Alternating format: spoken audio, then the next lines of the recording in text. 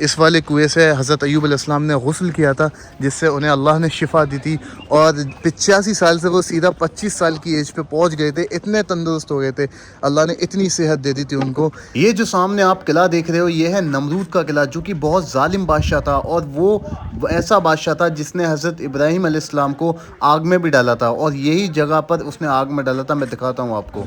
इस जगह पर पैदाइश हुई थी हज़रत इब्राहीम अलैहिस्सलाम की, जिन्होंने खाना काबा को बनाया था अपने हाथों से, जिनको खलीलुल्लाह भी कहा जाता है। देखिए एक दफ़ा फिर मेरी निगाह पड़ी है यहाँ पर, ये वही दुम्बे वाला जो कुर्बानी इस्माइल अलैहिस्सलाम की अल्लाह तबारक व तआला ने मांगी थी और फिर एकदम से लास्ट मोमेंट पे जो दुम्बा आ गया था, तो ये उस तरीके से बनाया गया है। तो ये है हज़रत अय्यूब अलैहिस्सलाम का मकाम। हज़रत अय्यूब अलैहिस्सलाम की कब्र है अंदर, अय्यूब अलैहिस्सलाम आराम फरमा रहे हैं अंदर। हज़रत अय्यूब अलैहिस्सलाम की बॉडी से जब कीड़े गिरते थे तो हज़रत अय्यूब अलैहिस्सलाम उसको भी अपने हाथ से उठा के रख लिया करते थे, अपनी बॉडी पे वापस डाल लिया करते थे। तो so hello guys, welcome to Shaila vlogs. कैसे हो आप सब? आई होप आप सब अच्छे होंगे। सो अभी हम आए हुए हैं मकाम इब्राहीम पर शुक्रिया। तो अभी हम आए हुए हैं मकाम इब्राहीम पर, जहां इब्राहीम अलैहिस्सलाम की पैदाइश हुई थी।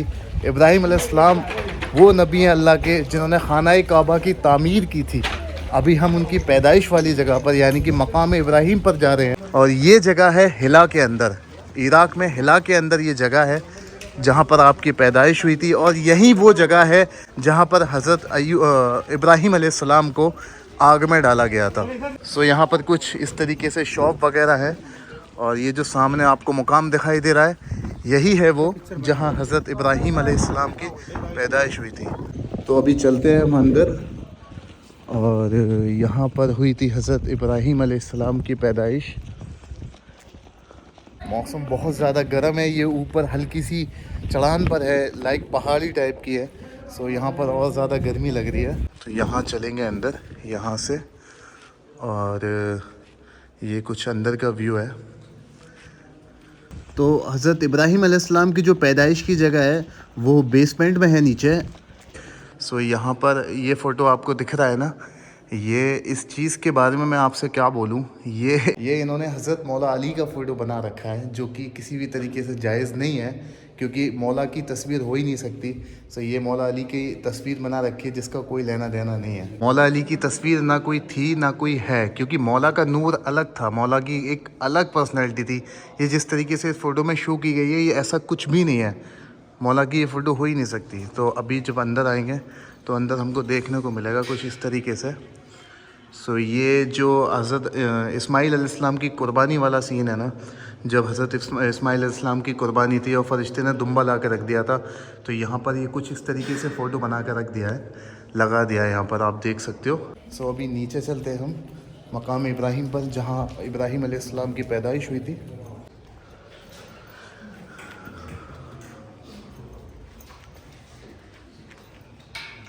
तो ये वो जगह है जो आपको दिखाई दे रही है, यहाँ पर हज़रत इब्राहीम अलैहिस्सलाम की पैदाइश हुई थी। इब्राहीम अलैहिस्सलाम हमारे वो नबी हैं जिन्होंने खाना काबा को बनाया है, खाना काबा की तामीर की है। तो यहाँ पर थोड़ी सी खुशबू लगा देते हैं क्योंकि यहाँ पर पैदाइश हुई थी हज़रत इब्राहीम अलैहिस्सलाम की। अब कुछ लोग इसको शायद गलत भी कहें, लेकिन मेरा दिल करा तो मैं यहाँ पर खुशबू लगा करके जा रहा हूँ। अभी चलते हैं ऊपर की तरफ और वो जगह दिखाता हूँ मैं आपको जहाँ पर हज़रत इब्राहीम अलैहिस्सलाम को नमरूद ने आग में डाला था। और देखिए एक दफ़ा फिर मेरी निगाह पड़ी है यहाँ पर, ये वही दुम्बे वाला जो कुर्बानी इस्माइल अलैहिस्सलाम की अल्लाह तबारक व तआला ने मांगी थी और फिर एकदम से लास्ट मोमेंट पे जो दुम्बा आ गया था, तो ये उस तरीके से बनाया गया है। तो अभी मैं बाहर चल के आपको दिखाता हूँ कि वो कौन सा मकाम है जहाँ हज़रत इब्राहीम अलैहिस्सलाम को आग में डाला गया था। तो ये है हमारे पीछे मकाम इब्राहीम, जहाँ इब्राहीम अलैहिस्सलाम की पैदाइश हुई थी और अभी हम वो मुकाम दिखाते हैं आपको जहाँ पर उनको आग में डाला गया था। सो गाइस, ये जो आप सामने देख रहे हो ये है नमरूद का किला, जो कि बहुत ही ज़्यादा जालिम बादशाह था और इसी जालिम बादशाह ने हज़रत इब्राहीम अलैहिस्सलाम को आग में डाला था। ये हज़रत इब्राहीम अलैहिस्सलाम के वक्त का बादशाह था जो कि बहुत ज़्यादा जालिम था। पहले हम इस किले के पास जा सकते थे, बट अभी यहाँ की गवर्नमेंट ने, पुलिस ने वहाँ पर जाने से रोक दिए। ये आपको दिखाई देगा सब बंद है, अभी फ़िलहाल पास नहीं जा सकते हम। और मैं आपको दिखाता हूँ कि यहीं पर वो पास में जगह है जहाँ पर हज़रत इब्राहीम अलैहिस्सलाम को आग में डाला था नमरूद ने।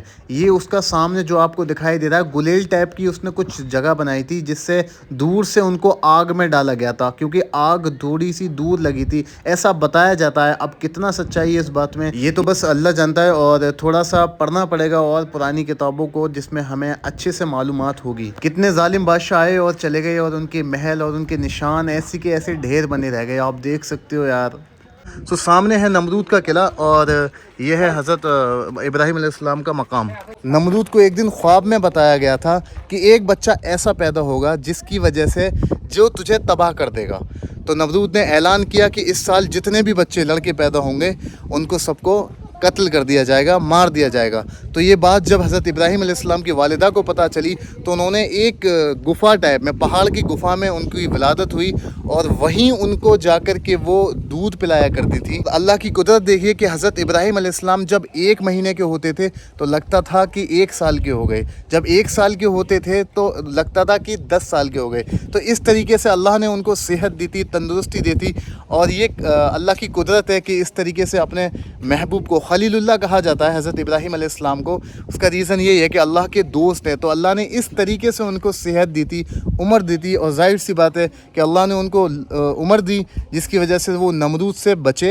अल्लाह ने उनको नमरूद से बचाया, और फिर हज़रत इब्राहीम अलैहिस्सलाम ने खाना काबा की तामीर की। और वो आपको पता ही है ना कि हज़रत इब्राहीम अलैहिस्सलाम ने अल्लाह की कुर्बानी इतनी पसंद करी कि अपने बेटे हज़रत इस्माइल के भी बारे में नहीं सोचा। उन्होंने हज़रत इस्माइल अलैहिस्सलाम की कुर्बानी देने से भी एक दफ़ा नहीं सोचा। आपको पता है कि हर एक ज़माने में, हर एक नबी के ज़माने में एक जालिम बादशाह रहा है। जैसे फ़िरौन था, इसी तरीके से नमरूद था, जो कि हर नबी के ज़माने में एक टेस्टिंग के लिए अल्लाह ताला ने रखा है ऐसे एक बादशाहों को, जिनसे हमें सीखने को मिला है, आने वाली उम्मत को सीखने को मिला है। तो गाइस अभी हम चलते हैं हज़रत अय्यूब अलैहिस्सलाम के रोज़े पे, सब्र अय्यूब पर चलते हैं, और आपको वहाँ की तारीख़ भी बताते हैं, उनकी तारीख़ भी बताते हैं, और उनके बारे में भी बताते हैं। तो ये खड़ी है हमारी बस, जिसमें बैठकर अभी हम चलते हैं वहाँ पर।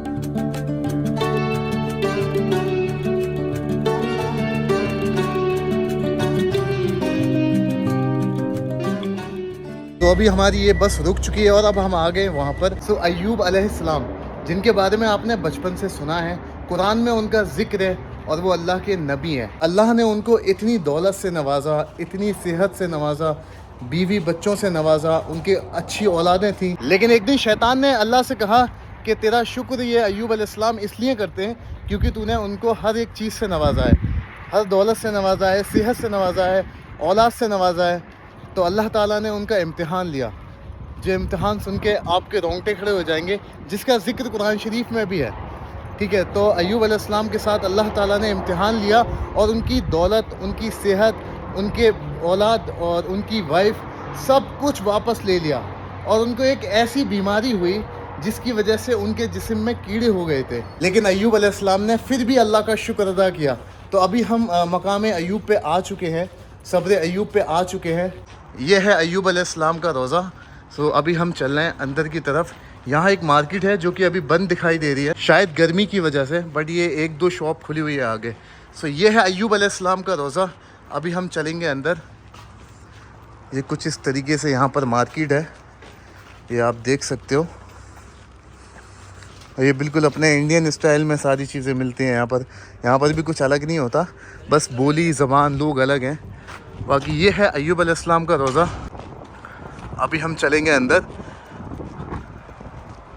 तो अभी हम अंदर की तरफ आ चुके हैं। ये है अय्यूब अलैहिस्सलाम का रोज़ा। और सब्र अय्यूब का क्या कहना है, क्या बात है सब्र अय्यूब की। अल्लाह ताला ने इनका इम्तिहान लिया, लेकिन हर मुश्किल में अल्लाह का शुक्र अदा करते रहे और शैतान की बात को गलत साबित किया। तो ये है हज़रत अय्यूब अलैहिस्सलाम का मकाम। हज़रत अय्यूब अलैहिस्सलाम की कब्र है अंदर, अय्यूब अलैहिस्सलाम आराम फरमा रहे हैं अंदर। मैं इस वक्त अपने आप को बहुत खुश नसीब समझ रहा हूँ जो अल्लाह के नबी के रोज़े पे आके खड़ा हुआ हूँ। ये वो नबी हैं अल्लाह के जिनको हर चीज़ से आजमाया गया, लेकिन ये हर आजमाइश में कामयाब हुए। तो अभी मैं आपको अंदर लेकर के चलता हूँ और अंदर से ज़ियारत कराता हूँ।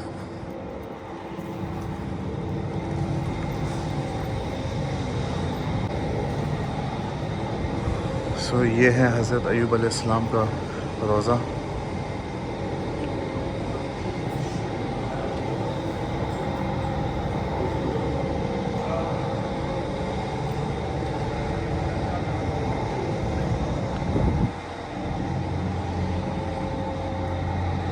अल्लाह ने अपने हर एक नबी का टेस्ट लिया है, हर एक नबी को आजमाइश में डाला है। उसी में से एक है हज़रत अय्यूब अलैहिस्सलाम, जिनकी सब्र की मिसालें दी जाती हैं, क्योंकि इन्होंने वो सब्र किया कि जो कि बहुत ज़्यादा मुश्किल था।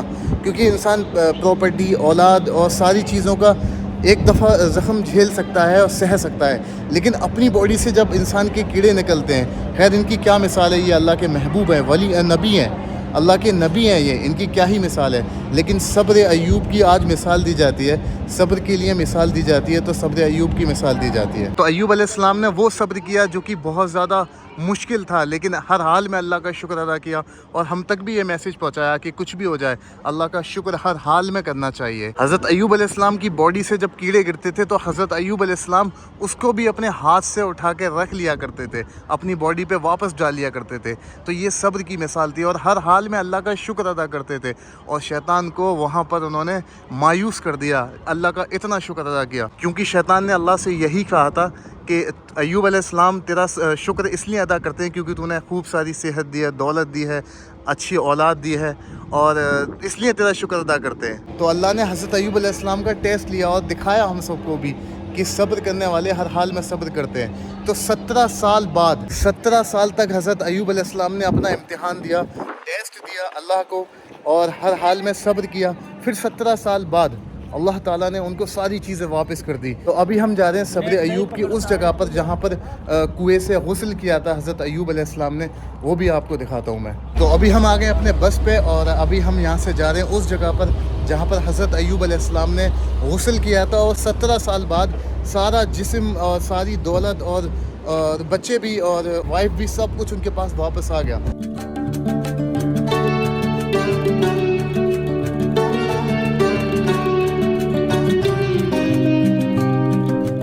सो ये है बीबी रहीमा का रोज़ा, जो कि ज़ौजा हैं हज़रत अय्यूब अलैहिस्सलाम की, वाइफ हैं हज़रत अय्यूब अलैहिस्सलाम की, जिनके रोज़े के पास वो कुआं है जहाँ पर अय्यूब अलैहिस्सलाम ने गुस्ल किया था, और उसके बाद से अल्लाह ने उनको सेहत दी थी। इतनी तंदुरुस्त हो गए थे वो कि एकदम 25 साल के हो गए थे। जब उनके ऊपर आजमाइश आई थी, अल्लाह ने उनका टेस्ट लिया था, तब उनकी एज 85 साल की थी। लेकिन जब उन्होंने यहाँ आकर गुस्ल किया ना उस कुएँ के पानी से, तो अल्लाह ने उनको उम्र 25 साल की दी थी। तो फिर जब आपकी एज 25 साल की हो गई, हज़रत अय्यूब अलैहिस्सलाम की जब एज 25 साल की हो गई और उनकी वाइफ 75 साल की थी, तो अल्लाह ने हुक्म दिया कि अपनी वाइफ को बोलो, यानी कि बीबी रहीमा को बोलो कि वो भी गुस्ल कर लें। तो जब उन्होंने भी उस पानी से गुस्ल किया था ना, तो वो भी 25 साल की समथिंग की हो गई थी, यही एज थी ना जी।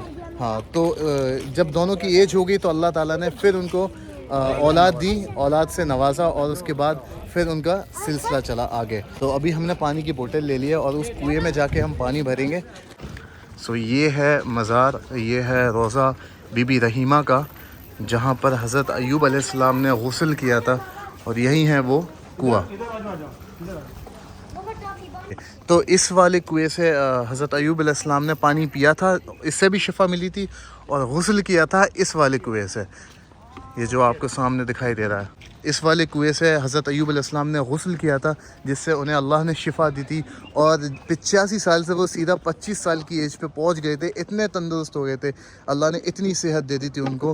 पहले उनकी बॉडी से कीड़े निकल रहे थे, और वो उस कीड़ों को उठा के बार बार अपने जिस्म पर डाल लेते थे और अल्लाह का शुक्र अदा करते थे। तो अभी हम इस कुएँ से पानी भरेंगे और आधा उससे भरेंगे, तो ये पूरी बोतल हम फिल कर लेंगे। अभी इन कुओं से अब पानी तो नहीं निकाला जा सकता, लेकिन यहाँ की जो गवर्नमेंट ने जो किया है ना, इन कुएं में ना ऐसे पाइप लाइन ऐसे डाल दिए तो जिसका पानी यहाँ आता है।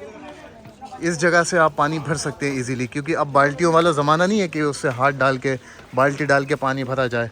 सो अभी यहाँ से हम आधी आधी बोतल फिल कर लेते हैं।